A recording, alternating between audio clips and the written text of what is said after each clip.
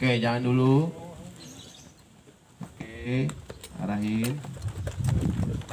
Tarik dulu kanan, kanan biar full.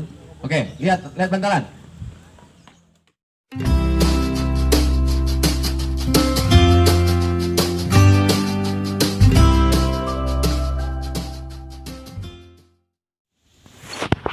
Kalau nggak mau juga diginiin, kerasin. Hat!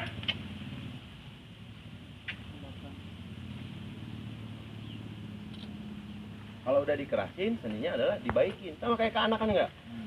Dikasih tahu nggak mau, dicewer nggak mau, tapi udah dipukul baru mau, udah nangis, jangan langsung ditinggalin Pak, nyesek nantinya. Dia akan punya memori, wah ini mah ridernya galak ini mah. Tapi apa? Dibaikin. Kalau udah misalnya punten ini mah, saya nyontohin ini mah Pak ya. Hat! Heh! Udah gini, lanin. Ih. Nah gitu, diem ya. Tuh, perhatiin nih. Dari respon mukanya, kepalanya. Hah! Telinganya ke belakang. Ya, langsung dibaikin. Di. Nunduk, Pak. Lama-lama nunduk. Lama-lama nunduk. Ya, tuh, makin nunduk. Kan sama saya nggak ditundukin, kudanya. Mau dikerasin lagi. Hah! Ya. Tuh. Jadi seni. Jadi sebelum itu adalah di ubun-ubun kuda terletak kebaikan. Sebelum naik itu pegang dulu Pak. Usah. Udah yang gigit marahin. Heh, diem. Kalau saya biasanya nyium. Tuh, cium lagi kan Pak? Tapi tetap. Tadi prinsipnya apa? Kewaspadaan. Belum naik juga harus tetap waspada. Harus cepat juga. Kalau nggak cepat Pak begini, Bapak nggak narik ini perut habis. Ya.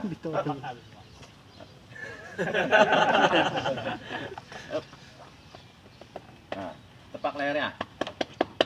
Nah, baru kita naik basic riding, kembalinya ke basic riding. Kalau bonding udah terjalin, udah enak. Mana Kang Bian? Betul, saya nggak ada. Hubung saya. Ya, sedikit ini. Turkis. Jadi,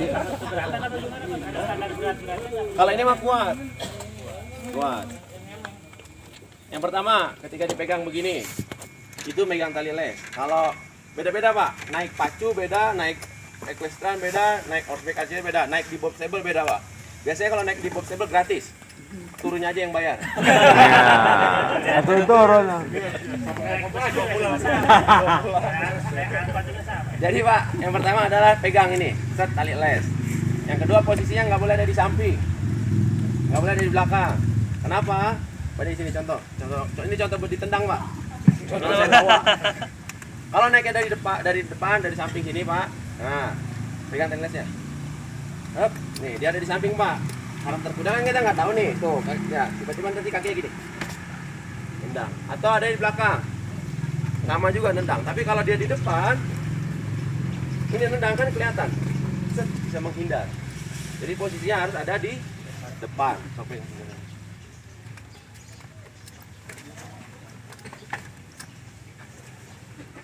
Depan, masuk kaki, hup, sekaligus. Selama di atas kuda ini nggak boleh dilepas, sama kayak naik. Karena apa resikonya ketika kakinya masuk, ini dilepas, tiba-tiba nanti set, kudanya lari. Tapi kalau ini masih dipegang, itu aman. Kecuali dalam horseback archery. Makanya ketika horseback archery, ini boleh dilepas. Ketika sudah selesai, kembalikan ke basic riding. Cara megang seperti ini. Posisi kaki juga nggak boleh terlalu masuk. Bending. Karena kalau terlalu masuk resikonya jatuh. Nah, basic riding 70% Pak. Di dalam basic riding juga ada balancing, yaitu keseimbangan. Itu kuncian utama. Adanya di mana? Di sini. 70% kekuatannya adanya di lutut. Sisanya 30% adanya di bawah. Jadi salah kalau yang bilang trot ringan, itu kondisinya masih tumpuannya di sini. Stir up. Yang benar adalah tumpuannya ada di sini. Ini kebetulan stirupnya kependekan, jadi agak susah. Nanti basic riding ada trot, ada racing trot, sitting trot, terakhir ada canter. Untuk horseback archery memang harusnya canter atau galop. Itu Pak. Kang Bian mana?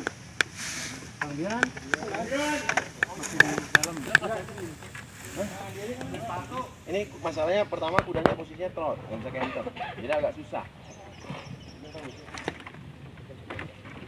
Biar nggak cari sepatu. Nih, buka. Fenomena yang terjadi,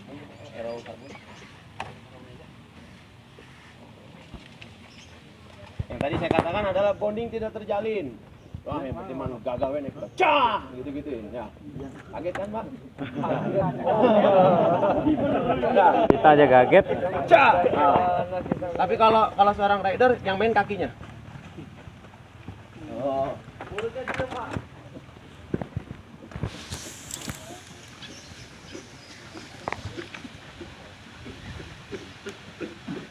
Makanya terlihat kalau misalnya pemula biasanya itu tadi. Ha! Bahkan tali lesnya digini-giniin. Pak, kebayang yang digigit itu apa, Pak? Besi. Sok, coba sifat empatinya dipakai. Kalau besi digigit sama Bapak terus saya tarik gini. Ha! Menyakiti tidak? Kaki, cukup pakai apa? Kaki.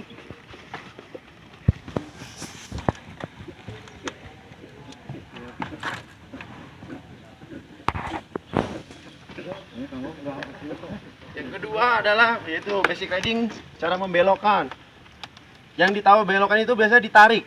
Wah, kemarin saya lihat di YouTube, di Facebook ada yang men-share ilmu membelokkan kuda. Seakan melatih jiwa kepemimpinan. Kuda itu kalau tarik yang ke kanan, tarik, ditarik ke kanan. Nyakitin nggak, Pak? Nyakitin. Tarik ke kiri, nyakitin nggak? Nyakitin. Owner mana yang mau ngasih kuda digituin, Pak? Nggak ada. Tapi apa? Pakai bahu, Pak. Bahunya aja. Tetap. Bau kita? Ya. Iya, pakai bau kita. Berhentinya juga jangan ditarik. Cat. Bisa, Pak. Berhentinya cukup ditarik pakai ke bahu. Jadi nggak ada tenaga. Belok nih, jual berhenti. Ya, bahu yang main. Set bahu.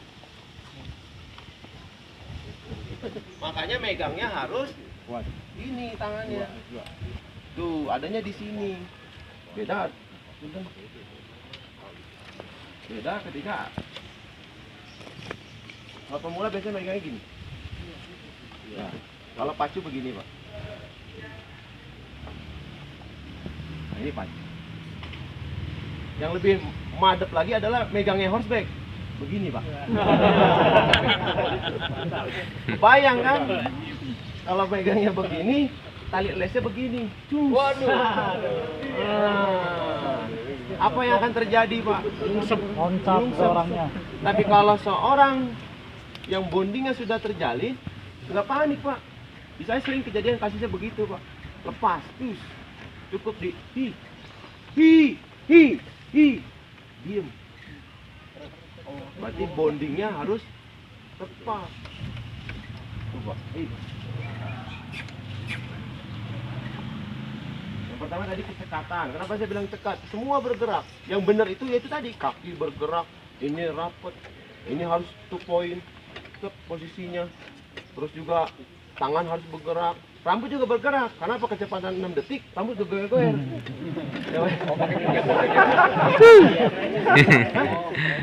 Kerennya di situ, Pak. Ya. Nah, itu tadi kecepatan. Pertamanya gerak gitu. Nggak mau gerak, otak. Latihan, Pak. Dari basic riding. Makanya kadang pengen nyewa, misalnya atau lagi kunjungan, nggak sabar. Kok sama kudanya trot doang, up terus tiap hari. Karena memang lutut yang dilatih. Di saya ada kelas namanya fisioterapi atau therapeutic riding. Itu untuk melatih itu tadi. Otot kaki, posisi badan dan sebagainya. Jadi memang harus posisinya harus benar-benar dilatih. Yang tadi kembali lagi masalah kecepatan. Knocking. Posisi clipper juga mempengaruhi. Banyak orang yang clippernya begini nih, Pak nih. Gabrak. Cuek aja, yang penting mah enak weh, keplak. Padahal ini sama juga dicambuk.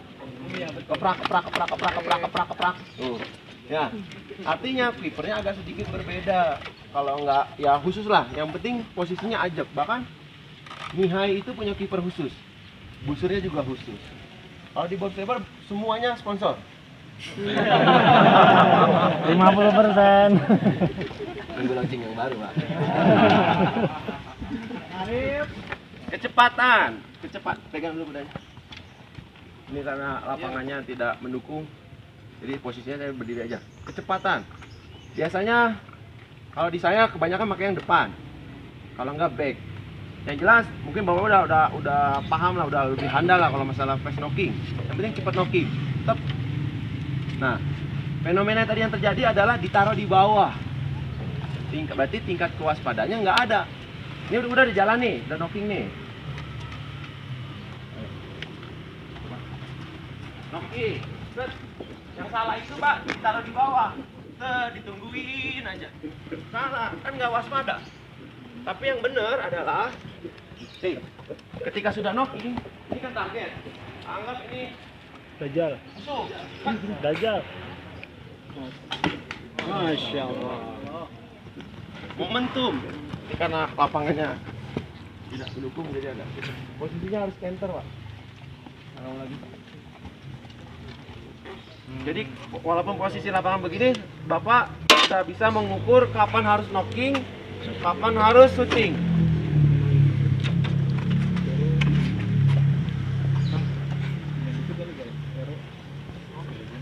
Knocking. Right. Jami.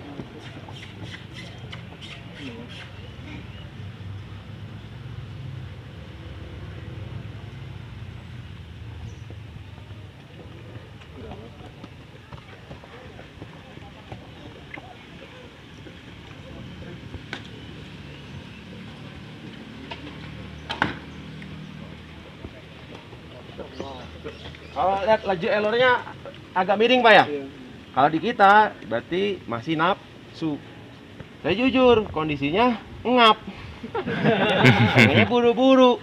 Kalau treknya lurus, enak. Jos, tinggal gitu doang. Protap. Karena treknya begini, rada ngap, Pak. Jadi nafsu. Betul tarik gitu. Kalau lebih baik jujur, Pak ya. Siap. Lagi.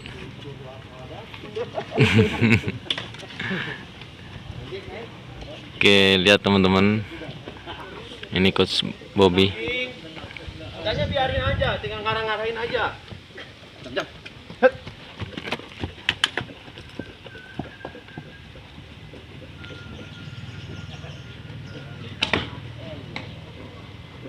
Tarik ke basic riding. Nah, kurang lebih seperti itu. Jadi kecepatan, dan terakhir ketepatan. Ada yang mau coba? Pas mau nanya untuk bahasa untuk menenangnya apa hanya hi aja? Apa tiap daerah beda-beda? Sama. Sama. Kalau di sini soalnya op biasa. Op. Hi. Itu nggak masalah, beda-beda. Yang terpenting adalah bukan menenangkan kuda. Rider. Bororaah rider mau hi. Dia sendiri depan. Wah.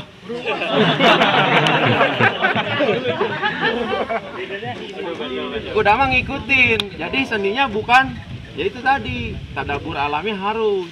Pak, di atas kuda ini juga pesan yang harus saya sampaikan, bahwa dalam surah Al-Adiyat di ayat pertama Allah gambarkan kegagahan seekor kuda. Lihat saya gagah kan, Pak?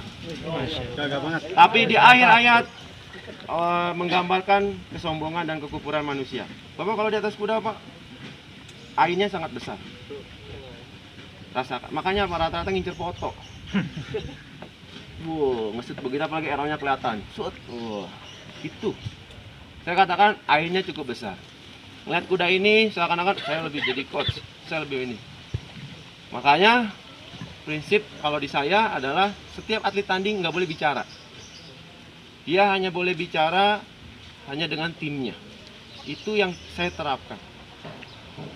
Saya uji cobanya ada dua atlet saya, yang satu usianya 14 tahun, Paujan, yang satu Deran. Yang Paujan banyak bicara. Qadarullah kalah. Yang Deran diam, tenang. Jadi itu juga mempengaruhi. Makanya selama di atas kuda tadabburnya diuji, Pak. Kesabaran, relax, balancing, bonding, semua diuji di atas kuda. Kurang lebih seperti itu. Ada lagi? Sebelum harus ada yang coba? Kalau kuda itu ada sama nggak kuda pacu sama kuda khusus untuk spek? Oke, baik. Pada prinsipnya kuda itu sama, yang beda karakternya atau jenisnya. Jam dulunya kuda galak yang biasa di Delman, masuk ke Bob Stable jadi kuda horseback. Qadarullah kalau masuk ke Aragon mungkin jadi kuda pacu. Jadi kuda itu gimana ownernya, gimana pemiliknya. Parson Lillah wa Parson Syaiton. Kuda Allah, kuda Syaiton itu gimana ridernya. Kalau saya jadikan kuda ini kesombongan hari ini bisa nggak? Bisa. Dan membawa petaka nggak? Iya. Tapi kalau saya membawa untuk mensiarkan sunnah jadi ini nggak pahala nggak? Nah, artinya semua kembali lagi kepada Niat. niat. Ini adalah hewan ciptaan Allah dan ini ujian buat kita. Niatnya apa? Maka dari itu kompleks. Kalau bicara horseback archery sangat kompleks dan tidak mungkin dijelaskan dalam satu hari. Butuh jam terbang yang luar biasa. Bapak kalau mau latihan, saran saya adalah belajar dulu merawat, belajar dulu mencintai. Itu tahu dulu kudanya. Sama seperti membeli barang, membeli busur, pasti Bapak tanya LBS-nya kayak berapa sih? Tarikannya enak enggak sih? Sama. Sebelum Bapak minta foto sama kudanya atau izin sama ownernya untuk memanah, yang Bapak tanyakan itu dulu. Kudanya makannya apa ya? Saya boleh nggak ya ngasih makan? Boleh nggak saya? Oh, rawatnya kayak apa ya? Itu Pak. Saya membangun bonding sangat benar-benar harus membangun bonding itu prinsip utama. Jadi memang kompleks, niat, ketulusan, teknik itu terus harus diutamakan. Beda dengan kita main pro. Semua by data, ada jurnalnya, ada risetnya dan dibukukan. Kalau ini enggak. Kalau bilang kewaspadaan, itu tadi kudanya tiba-tiba kayak lenceng dikit, susah. Itu Pak. Ada lagi yang dipertanyakan sebelum itu Pak? Tentang bonding coach, berarti kalau misalkan soal rider coba kuda tersebut pertama kali nggak bisa langsung secara penuh bisa bermain atau gimana? Iya, ya itu kendalanya, kesabaran. Rata-rata pengennya tuh lari aja. Pegang dulu. Nih banyak nih pokoknya fenomenanya sering banget kasusnya seperti ini. Pak, kuda mah pertama dikecrek. Hah, atau udah digituin. Ya, tuh kan yang ngurus kuda mah tahu. Ya, katanya. Pak, nariknya pakai bahu. Ah, lama. Ya. Akhirnya Bapak gini, akhirnya coachnya kesel kan. Gubrak aja jatuh. Alhamdulillah. Wah. Udahan nyiksa kudanya. Alhamdulillahnya bukan ngedoain jatuhnya, udahan nyiksa kudanya. Itu Pak. Makanya saya mah punten aja, banyak yang saya tolak Pak sebenarnya kalau untuk latihan di tempat saya. Latihan di Bob Stable itu hanya bonus dan siar. Prinsipnya jual beli dan perawatan. Saya seneng banget ngerawat kuda. Jadi bonding itu dibangun itu tadi harus dengan kesabaran, ngerawat dulu, terus dulu. 45 menit kalau di saya, 10 menitnya itu adalah walking, Mak. Jalan. Coba. Ayo,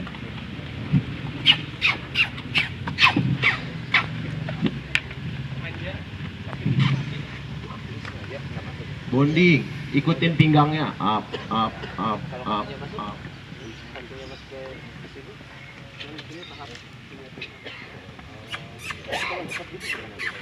Nah, perhatikan langkahnya, walaupun nggak saya apa-apain, hanya lewat mulut. Iya,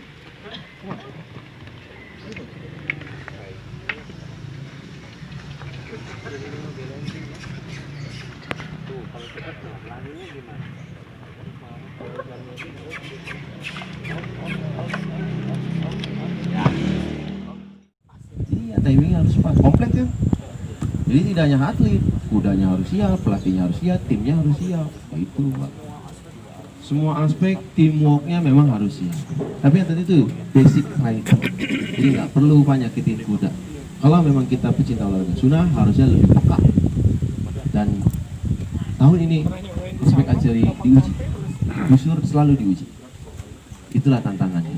Makanya pesan saya adalah jangan mengcover semua bayi agama Pak. Udah hati aja yang bergerak Pak. Apalagi kalau di atas kuda, Allahu Akbar, itu tadi disiksa kudanya. Bahaya Pak, bahaya. Kalau udah jatuh cedera luar biasa. Saya banyak nanganin yang patah tangan, patah tulang pinggang, itu banyak di atas kuda. Dan jatuh.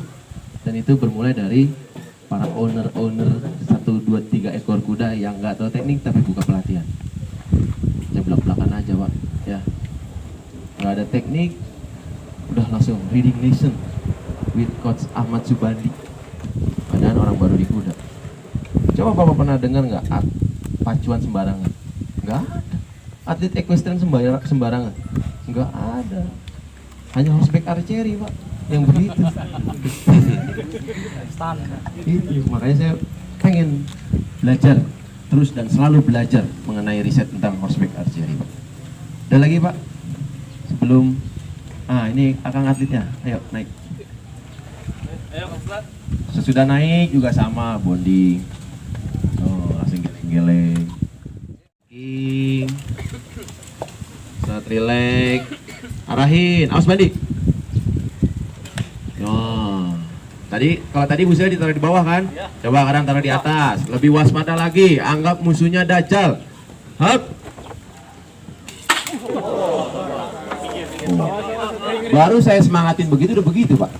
Ya, beda kan? Ya. Allah. Lebih semangat lagi. Patokannya lihat bantalannya, kudanya nggak usah dilihat, knockingnya nggak usah dilihat, lihat bantalannya, tarik nafas dalam-dalam, terus momentum tunggu. Pandangannya kurang ke bantalan. Tahan dulu, jangan knocking dulu, tarik nafas aja dulu. Dah, knocking. Hi, coba bilang hi kudanya. Hi. Nah, langkahnya lebih stabil.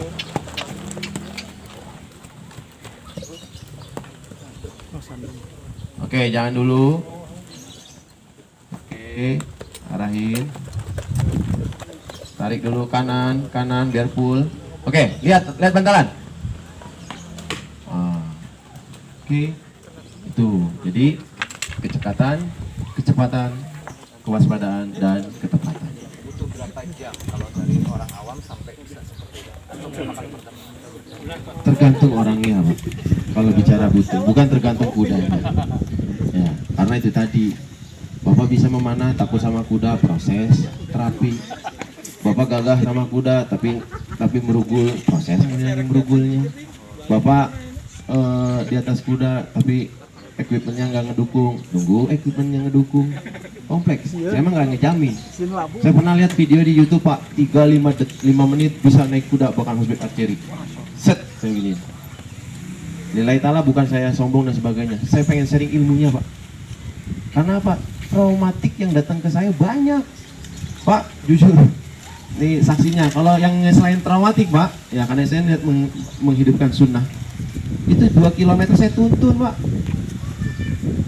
Ayo. Jadi gini, kalau mau ngilangin traumatik nih, Kang bisa kan minjem Kang. Kebayang saya capeknya kayak apa kan buat ngilangin traumatik orang kan.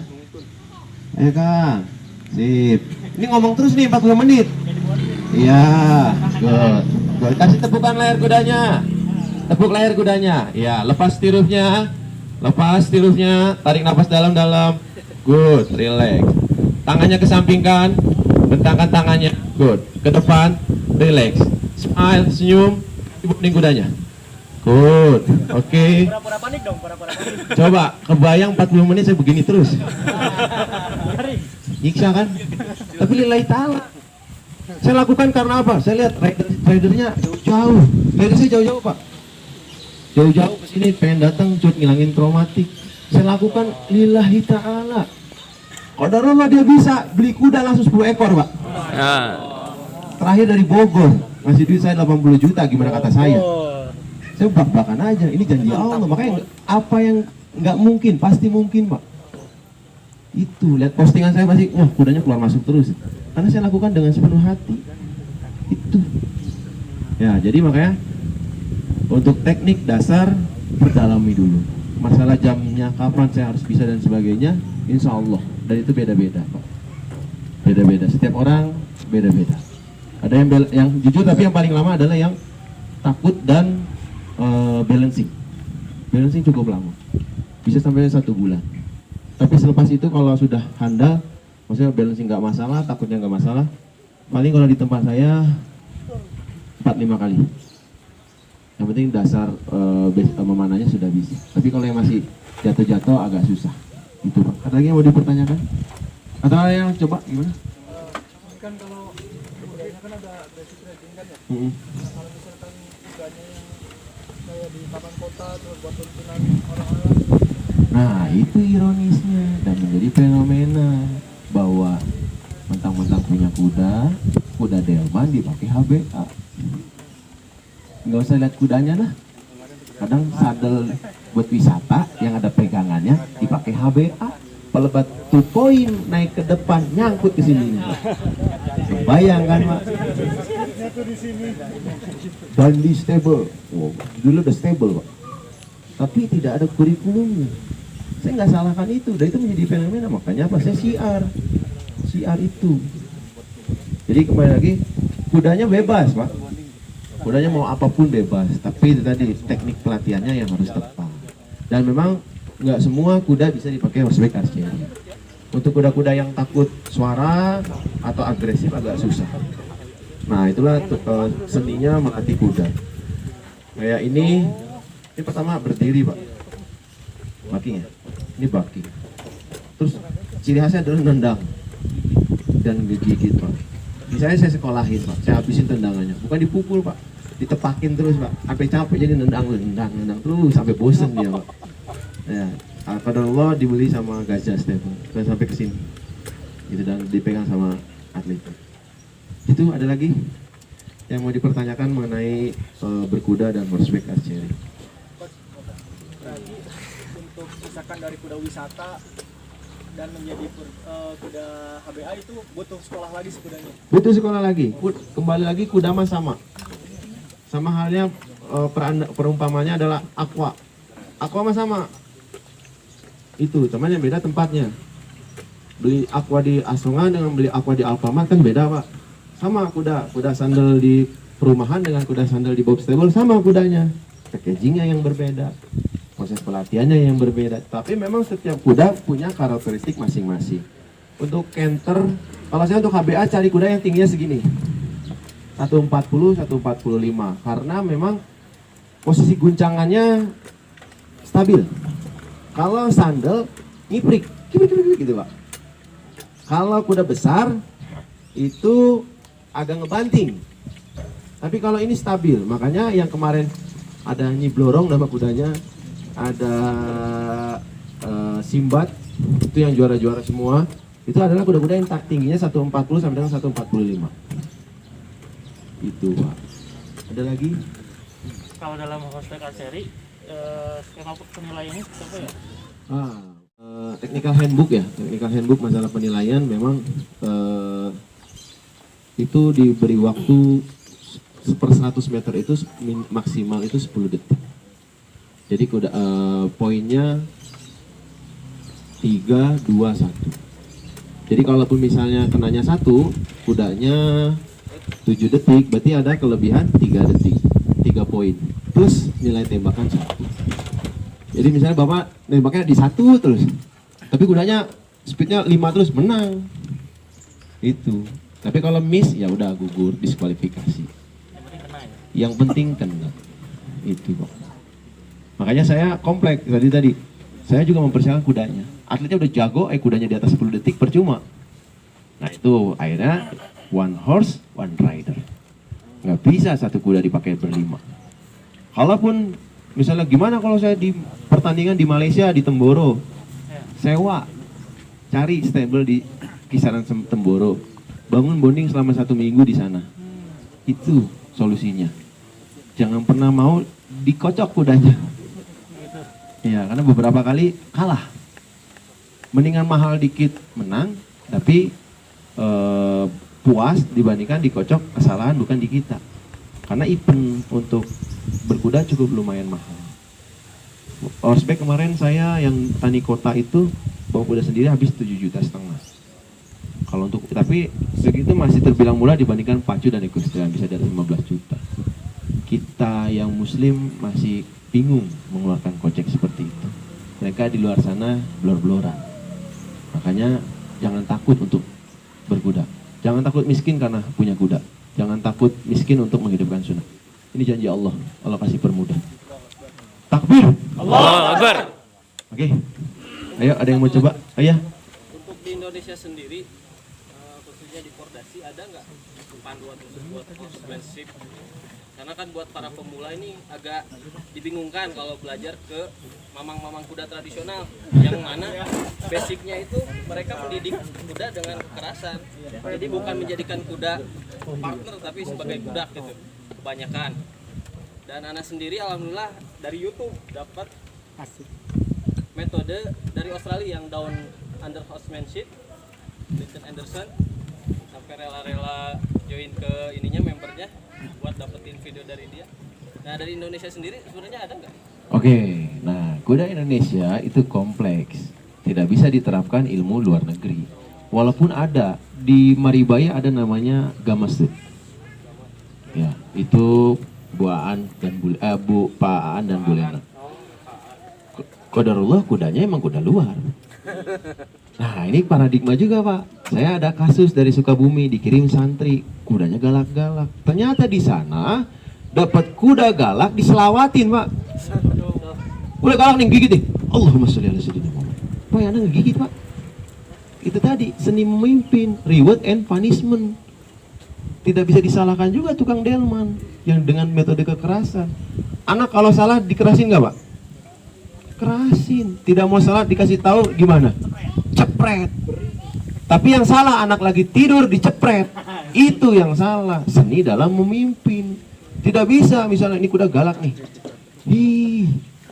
Digegel tangan dan dipika buntu. Horsemanship. Guru orang gitu soalnya. Nggak bisa Pak.